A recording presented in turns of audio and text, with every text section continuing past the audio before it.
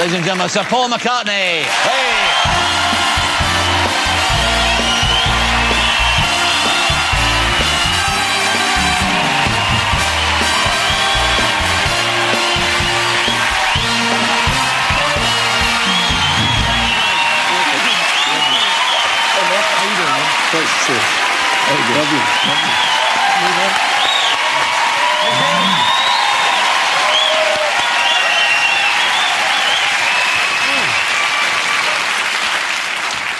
That was a gig, wasn't it? Playing to the astronauts up there. That was something, yeah, in front of 17,000 people in the audience, yeah. I suppose the next thing they could do would go to the first concert from the moon. Would you like to do that? Wouldn't get me up there. You're not that adventurous. No, not very good at that. No. One of the guys told us about takeoff. You know, he said, you're lying flat back in your chair. He said, on the film, it looks like it's sort of slow. He said, no, it's like a truck hitting you in the back. And you within seconds, you're moving faster than a bullet. I thought, no, that's not me. We'll talk about your new album in just a moment. Just to say, you've got, what, 3 Grammy Awards nominations. For? Yeah. And your producer's got the 4th as well, 4th nomination. And it's what, your 30-odd solo album? I think it's my 20th. 20-odd. 20-odd, is it? 20-odd. And I think it's marvellous. It's very good. I think what's nice about it, I mean, it's a very mature album, and it's a kind of some wistful stuff in it too. But I mean, what you've never done in all the years you've been around, all the years I've known you, you've never become cynical, have you? You've never become sort of... I like it too much. You know, like people say, you know, why do you keep doing it and stuff like, you know, and I said, well, why shouldn't I? You know, I love it. And, yeah, no, I'm not really that cynical kind of person. Yeah. I like what I do, you know, and as long as the audiences like it, this American tour has been fantastic, you know, it's been selling out, and so, you know, why should I stop? You shouldn't. No. And also, where do you find time to write books? You've written your first book, High in the Clouds. Yeah. Which you didn't exactly write, you orchestrated. Well, yeah, no... Would that be right? Yeah, I told the story and then got millions of people in to help me. That's a good idea. Yeah. No, it originally started, we made an animated short, me and Jeff Dunbar, and we wanted to see if we could make it into a feature-length animation film.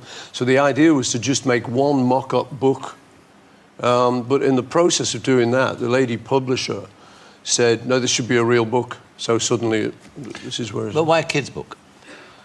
The film was a kid's film, and the characters were Wirral the Squirrel. It's kind of kiddish. Wirral the Squirrel, a deep philosophical tale. You say that, but I mean, reading the story, I mean, you make some very serious points. I mean, it's about the environment. Yeah. And it's about sweatshops and all those things. So, yeah, I mean, you know, I mean, for me, as I say, the original idea was to do a full-length animated feature. And so if you're going to spend all that time, to me, it's got to be about something I care about. So those themes are in there. It starts off with the forest getting bulldozed. And I think, you know, if you can just mention those things to kids as they're growing up without preaching. Well, that's the trick, isn't it? Yeah. Now, given your interest in all things that you mentioned there, like the sort of environment and that sort of stuff, is there anywhere where you would not play because of their one policy or another in that country, where you wouldn't actually go and do a gig? Yeah, you know, it used to be South Africa because of apartheid, and we were invited there with the Beatles. Now it's China, really only because of one thing that Heather, my wife, and myself have been campaigning against the dog and cat skins that have been arriving from China and sort of infiltrated the fur trade.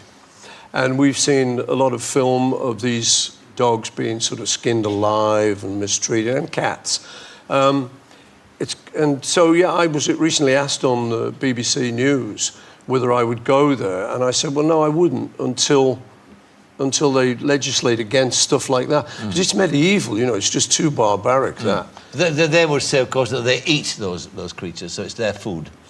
I know, yeah, but I don't think that's what it's about. I mean, it's happening in the Czech Republic, and they don't eat those creatures. You know, it's happening all over. And it's... when you see that, if you ever get around to seeing the film, what anyone who's interested should do is check out Heather's website, which is heathermillsmccartney.com. There you can see the sort of gruesome details. And it's not just to eat them. It's actually very sort of cruel practice. And to me, I think it's just medieval, barbaric. I think that a nation like ours that has crufts doesn't actually want to, the next day, see these creatures as handbags and fur coats. Well, yeah, I mean, I think a lot of people will be unaware that this is going on. This is the point. Well, exactly. That's why I've had to say I wouldn't go there. Yes. Until they stop it. Okay, now going back to the music, rather to the writing we were talking about. When you were a kid, when you were a kid, I mean, what did you read? What inspired you? Treasure Island. Treasure Island. Black Beauty, Treasure Island, a lot of comics. Was there any time in that point in your life where you imagined you might be a writer rather than a composer, rather than a musician? Not really, no. You always want to be that? I think, I always had ambitions to be something good. I didn't know what it would be. I was always quite ambitious. But I wouldn't buckle down at school like a lot of people. The teachers just didn't help. We had some right perverts as teachers. In what way? Well, they used to beat the out of you. I used to have this one guy with a plimsoll that he used to take it out of us with. Bend over, whoop. I mean, I had a lot of that, so I was a bit too cheeky. Yeah, as for ambition, I always wanted to be, I don't know, a writer, a songwriter. But you'd be different, wouldn't you? I mean, what you're expressing there is the kid who's different. They're different to I mean, you can't have the gifts that you got and be normal. Yeah. Do you know what I mean? Well, I think it's true. They used to kind of accuse you of daydreaming. At the time, sounded like a terrible thing to do. Yes. But you actually think about it now, you're looking beyond the classroom, Now, I don't want to advise any kids to do this. No. Buckle down, get your exams, kids. But it's something you're unaware of at the time. To do at the time is just daydreaming. In fact, when you look back on it, what it is the beginning of a creative process that continues on. I think so. I mean, on this album that you've done, the latest album that you've done, you play all the instruments. I play a lot of them, yeah. That was the producer Nigel's idea. I was actually all geared up to play with my band that you saw on tour there. But he said, the second week, he said, I'd like to try something different. And I want you to play a lot of instruments. So he got me drumming a bit, which I love to do. And I think the trick for me, thinking about it afterwards, possibly what happened was that I write the songs, I bring them to the studio, and then the drummer kind of takes over and he writes the drum part. Whereas if I play it, I'm still sort of composing. I'm still writing the guitar, the bass, the drums. So I'm composing a little bit longer into the album. But you play flugelhorn or something? I play flugelhorn. But it was good to do. I wouldn't play it live. No. I'd fluff every note, but we were recording, so I could just wangle it in. We're talking about the album. Let's have an indication of one of the songs, a lovely song called Jenny Wren. This is recorded while you're on tour in America, I think. Let's have a look now. Like the other girls, Jenny Wren took wing. She could see the world and its foolish ways. How we spend our days casting love aside.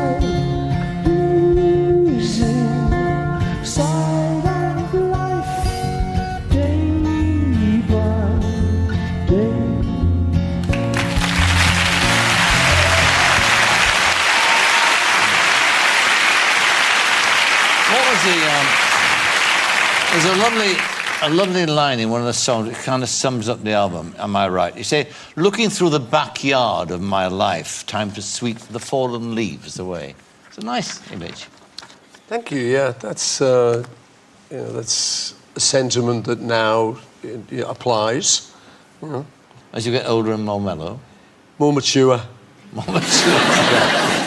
Yeah, it's a good thing. I think, when you're 18, you don't want to cry. in case one of your mates catches you, and no matter how. I mean, my life was I'd lost my mum a few years before that. John, for instance, had lost his, but you wouldn't cry because you're 18-year-old Liverpool lads, and you didn't do that kind of thing. I think now, it's a good thing to do that and to open up to those emotions. That's the way I feel, anyway. When you're reminded and revisited by John, the memory of John, like we are now, with the 25th anniversary of him being murdered, that would, I imagine, have a profound effect upon you. Yeah, of course, because it's so tragic, the circumstances in which he died. Number one, you wouldn't even have to know him for it to have a profound effect on you. But if he's one of your best mates, that's very shocking. But what I find myself doing is remembering the great stuff. It's just remembering the laughs and the hysterics and all the... I get an image of just the two of us sort of walking around in Allerton, where we used to live, with our guitars slung on our backs, before the Beatles, before anything had broken, with our drainpipe trousers, well-hard, well-hard, we didn't know anything was going to happen, but we just felt great, and so my mind goes back to all of that, yes. Rather than the sad stuff, I think. You can't have imagined what was going to happen, could you? I mean, you couldn't have dreamed it. Even on drugs, you couldn't have imagined it. Well, we never had any of them. None of those. Absolutely mad. And that wasn't even my next question.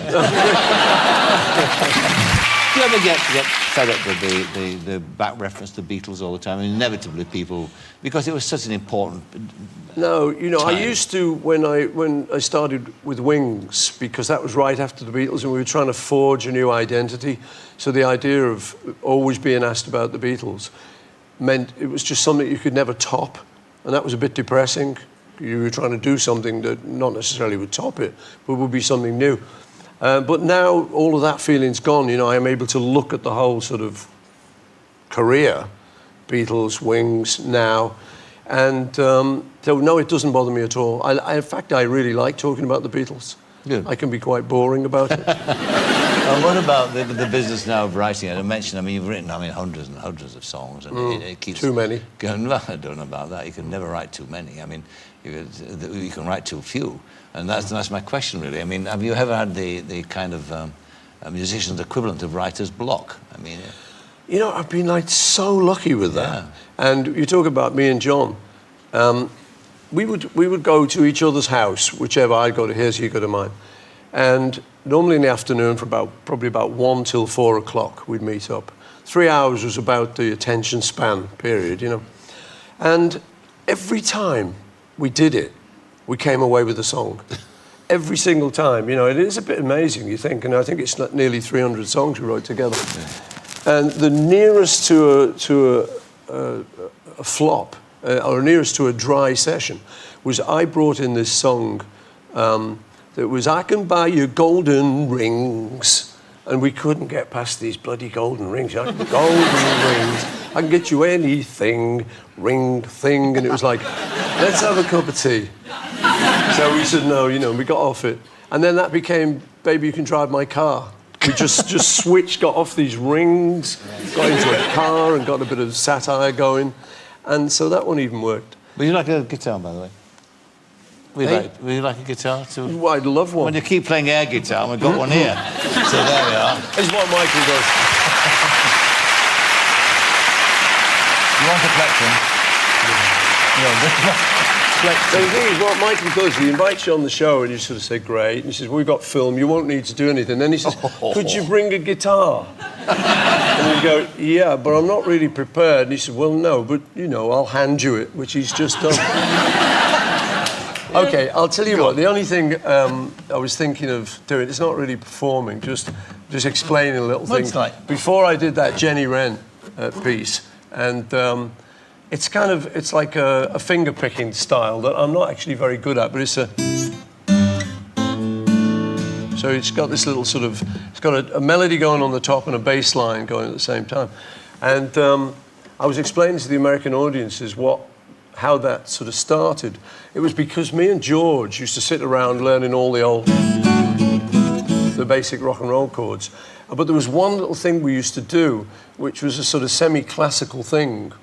It was like a little show-off piece we had. Well, it was actually classical, but we made it semi.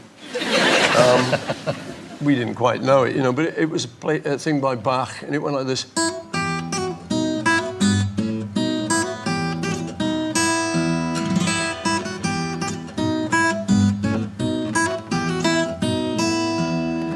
And so, wait for it. So, but it actually goes but we didn't know that second half. And that was the bit we went wrong. But I always liked this little. So years later, I then adapted it into the song Blackbird. Taking that sort of thing, you know.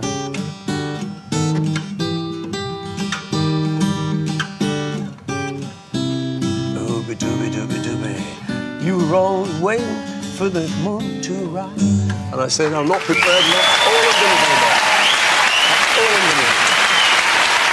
Big bad boy. I'm afraid that's all we've got time for.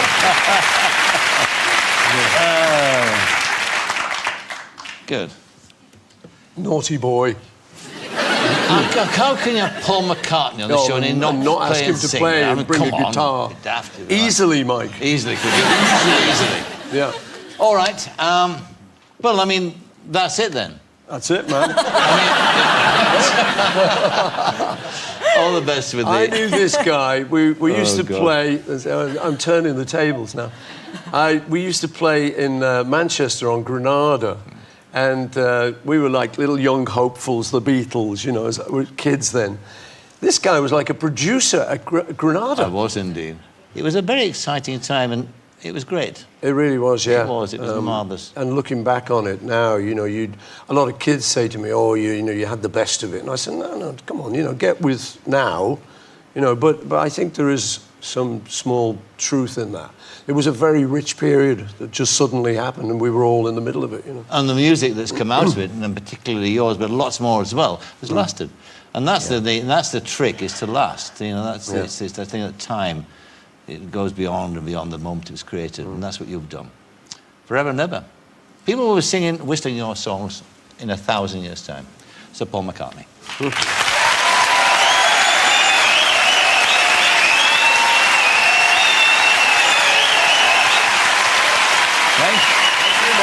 Lovely guy.